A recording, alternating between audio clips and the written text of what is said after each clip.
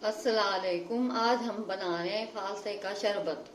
हमने फालसे ले लिए, 6 टीस्पून हमने चीनी लिए, हाफ टी स्पून हमने नमक लिया है और पानी डालने लगे हैं जूसर जग में। बिस्मिल्लाह। नमक ले लिया है, चीनी और काला नमक डाला है हमने।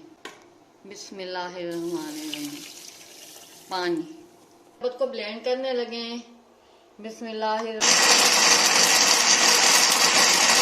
हम फालसे का शरबत छानने लगे हैं, छन्नी में डाल के थोड़ा थोड़ा करके छानेंगे।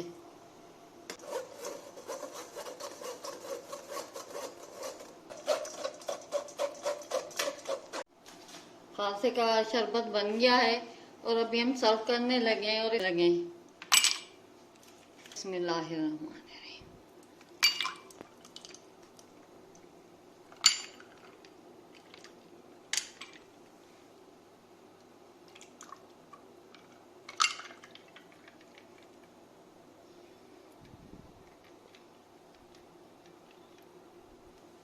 फालसे का शरबत तैयार हो गया, बहुत ही लजीज और मजेदार बना है।